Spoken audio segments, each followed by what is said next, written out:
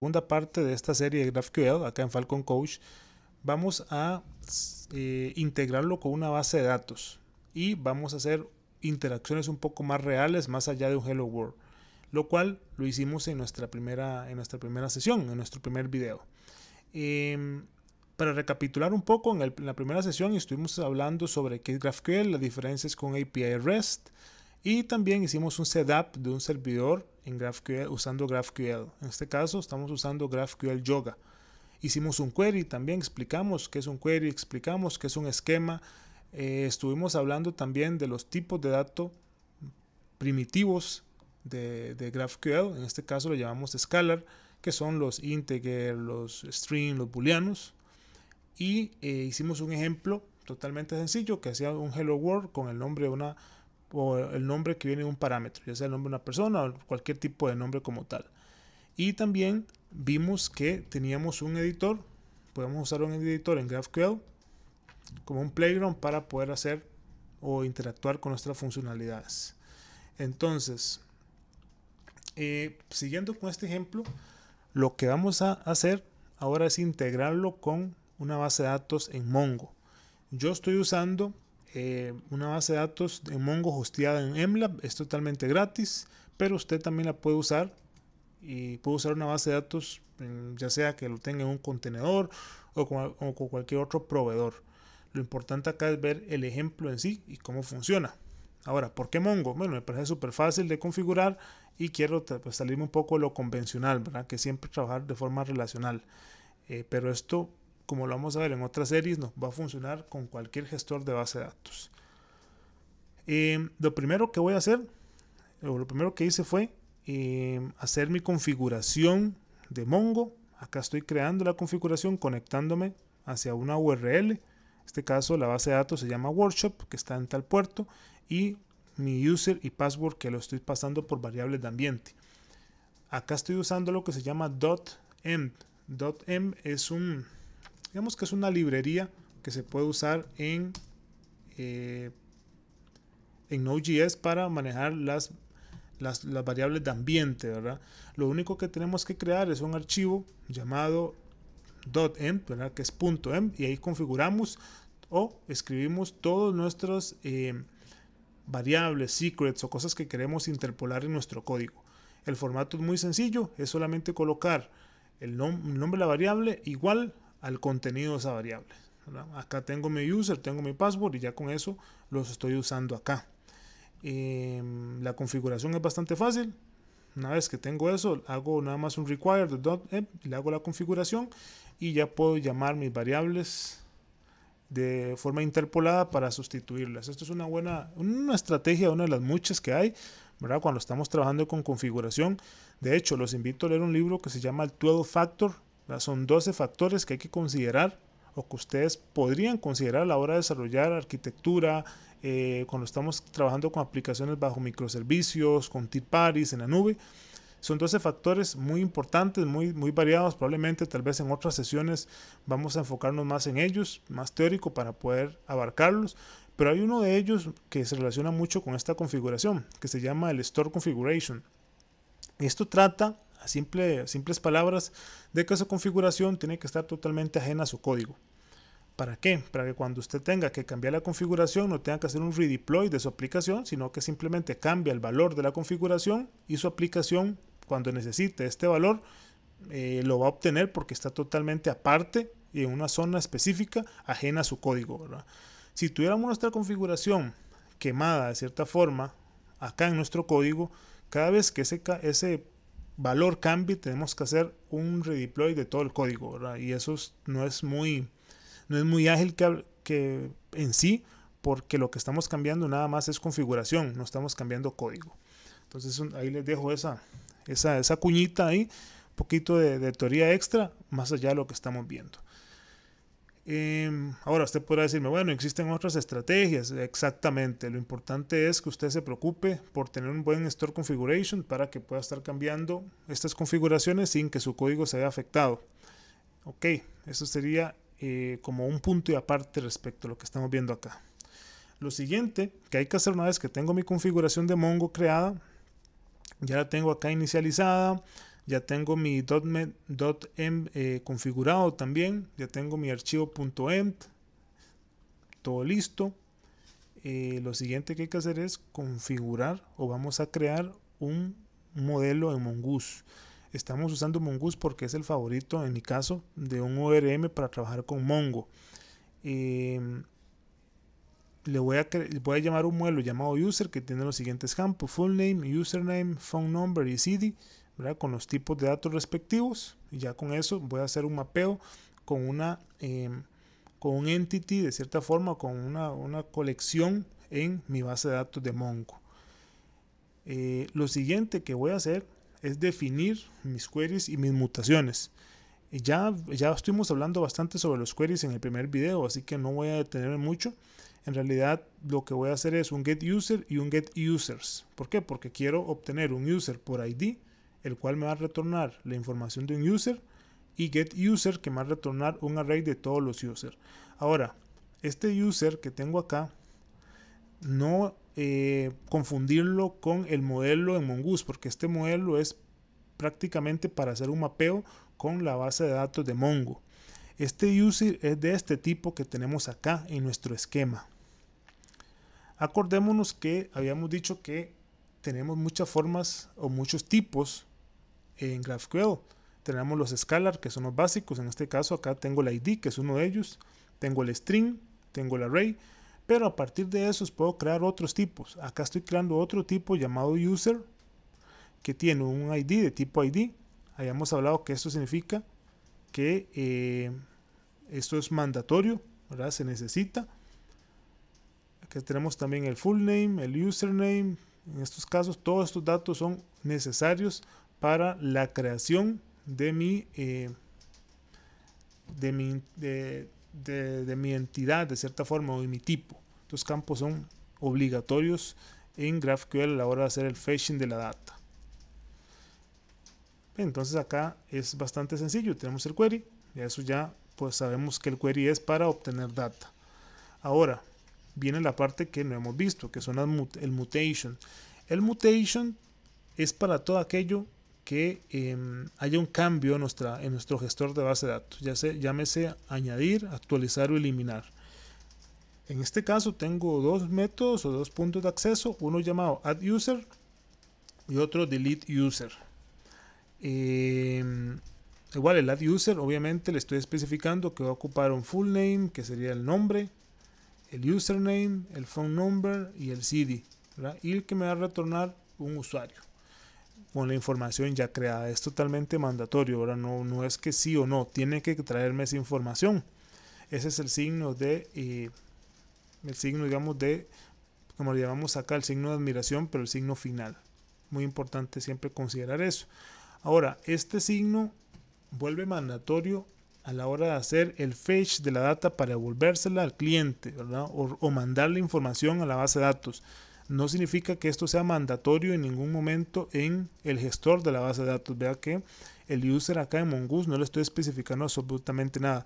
Esto es como una capa extra que antes de recorrer mi funcionalidad, antes de enviarse a la base de datos, GraphQL me va a hacer como un firewall, entre comillas, o una barrera extra de validación. Me va a validar de que esos campos van a la base de datos. Entonces si la base de datos llega totalmente íntegra, y si hay algún valor que no se está cumpliendo o que va a causar algún problema, lo vamos a atrapar antes de que se ejecute en la base de datos.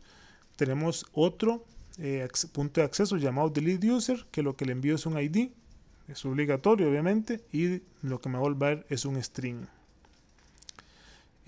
Hasta aquí lo que hemos definido es nuestro esquema y nuestros puntos de acceso en nuestro servidor de GraphQL, y viene la otra parte que ya hemos visto, que son cómo creamos los resolvers. Los resolvers son como la lógica en sí, ¿verdad? Los resolvers son donde ponemos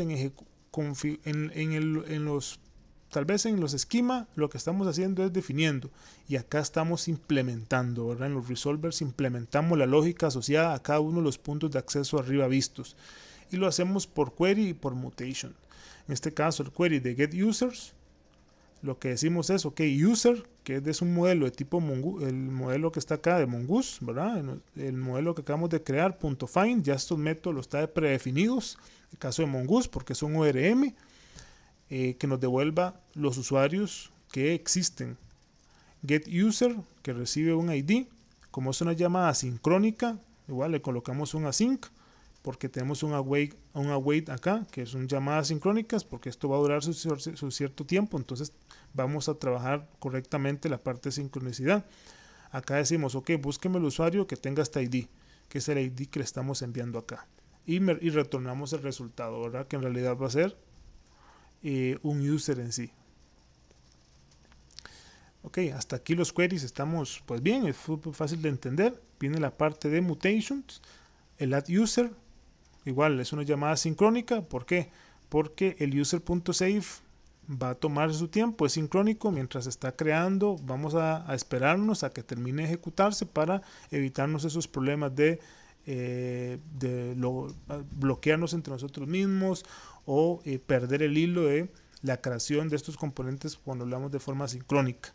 Entonces el add user, le enviamos el full name, username, el phone number y el CD, lo guardamos en un objeto que sería tipo user y hacemos un user.save, ¿verdad? Ese, como es un ORM, sencillamente va a llamar y lo va a insertar en la base de datos. Acá mismo en la documentación nos puede decir, ¿verdad?, cuál es el objetivo del mismo. Es que salva un documento, ¿verdad? Eso salvaría un documento en la colección de user y retornamos el user recientemente creado. Si queremos eliminar, hacemos un delete user sincrónico, pasamos el ID y llamamos a find by ID and remove con el ID en sí y devolvemos un return user deleted. Eso es prácticamente lo que tenemos que hacer para hacer esta configuración. Ya hasta este momento podríamos decir, ok, tengo la configuración lista, tengo la implementación, voy a ponerlo en práctica. Algo importante, no olvide de que estamos trabajando en un mismo repositorio. En este caso estamos en el branch feature sesión 2. Ahí ya está todo el código. Usted nada más, si es la primera vez que lo hace, ¿verdad?, nada más un npm install y ya vas a tener todos los features instalados. Algo que no mencioné es que el dovenv, el que vimos para manejar las variables de ambiente, ya está en el package.json y lo tenemos en como unas dependencias de desarrollo. Esto es importante, que no lo había mencionado, pero no es recomendable que usted suba esto a su GitHub. Por dicha, tenemos un git ignore y en el git ignore tenemos que eso es un archivo que vamos a ignorar a la hora de manejarlo en nuestro repositorio. ¿Por qué no tiene que estar en un repositorio? No tiene que ser visible a los usuarios, ¿verdad? Porque si queremos tener password o información sensitiva de cierta forma, no sería bueno que esté en un repositorio de la visibilidad de cualquiera. Entonces, por eso está en forma local como una dependencia de desarrollo, porque lo vamos a ocupar para hacer nuestras pruebas locales de cierta forma. Ya cuando esté en un ambiente real, vamos a tener que hacer nuestras configuraciones, ya sea por medio de, no sé, un store configuration o crear nuestras variables de entorno, pero ya es algo que se sale totalmente del scope de esta sesión. Muy bien, entendiendo eso, lo que voy a poner en ejecución mi servidor. Estamos corriendo en el localhost 4000.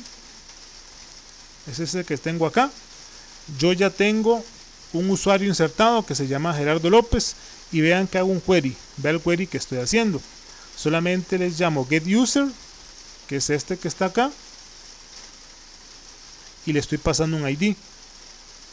Le paso un ID y como retorna un tipo user, tengo que especificar cuáles son los atributos de user que yo quiero obtener. Esta es la flexibilidad que tiene GraphQL. Por ejemplo, puede ser que otra pantalla no necesite el CD y el phone number.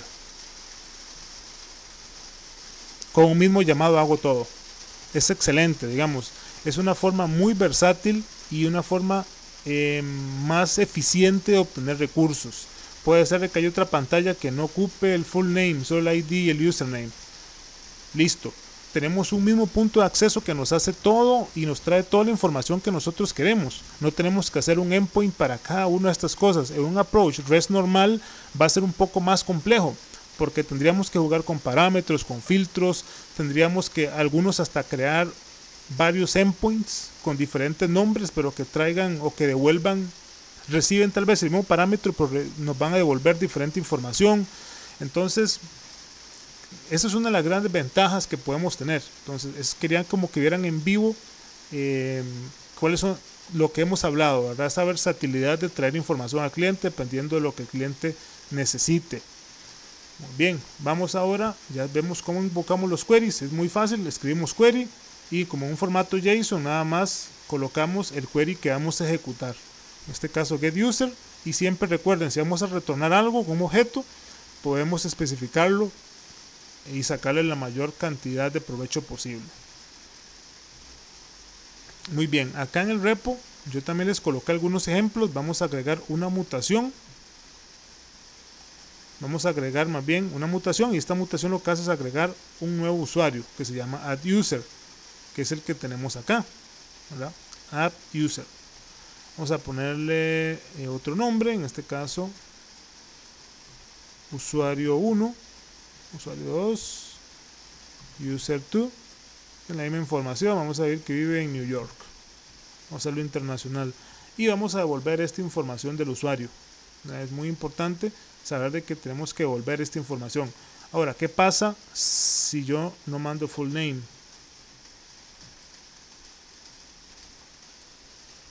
Excelente, ¿verdad? Acá nos da un error, es el error esperado. Este campo es requerido, pero no está siendo proveído. Eso lo vimos y lo expliqué acá, ¿verdad? Que le estamos enviando este signo. Con solo este signo de admiración, estamos obligando a nuestro punto de acceso a que ese valor sea añadido. Por ende, a nuestra base de datos nunca nos vamos a preocupar y no es necesario validar si ese campo va o no, si es nulo o no, porque estamos validándolo directamente desde nuestro punto de acceso, teniendo una capa intermedia con nuestros datos. Vamos a ver, vamos a guardarlo ahora sí full, ok, full name.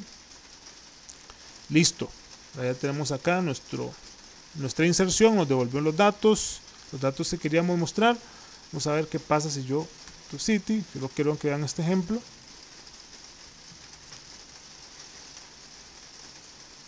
Igual, como estoy retornando un usuario, en este caso acá retornamos un usuario, yo puedo especificar qué cosas quiero devolver de ese usuario, ¿no? Entonces, considerar también en las mutaciones qué es lo que queremos devolver.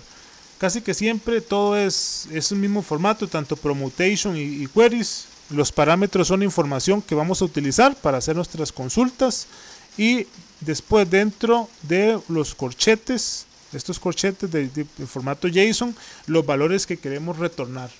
Entonces son cosas bastante importantes a considerar y a saber cuando estamos trabajando con GraphQL. Por último, bueno, vamos a obtener todos los usuarios. Vamos a hacer un query de todos los usuarios existentes ahorita en la base de datos. Get users, y acá tenemos los tres, en el caso de mi persona, el usuario 2 y el usuario 3. Si queremos otra vez hacer un query solamente por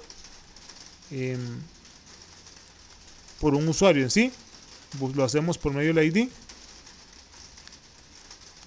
y ya con eso pues tenemos esa funcionalidad. Vamos a ver que no se me pierda. Vamos a buscar el usuario 2.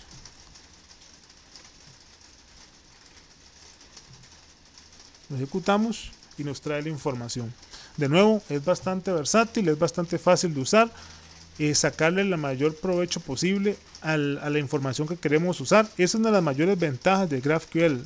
Viéndolo, en mi caso es una de las grandes ventajas, pero es como para presumir más, ¿verdad? Tener esa flexibilidad de que nosotros como clientes escoger qué datos usar.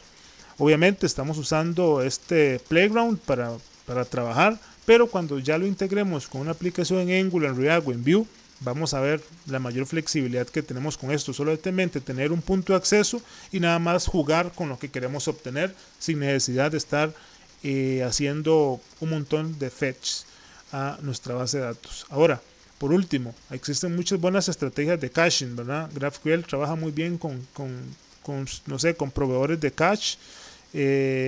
Por ejemplo, un Redis en este caso, si queremos tener por ahí, o un Solar, donde podemos también tener una caché intermedia para aún así mejorar el proceso de performance aún más. Pero bueno, son temas que probablemente vamos a hablar en futuras sesiones. Así que muchas gracias de verdad por estar viendo el video. No se olviden compartirlo y suscribirse al canal. Para mí, Gerardo López Falcón, es un placer inmenso, la verdad, poder compartir. Y nos vemos hasta la próxima, gente.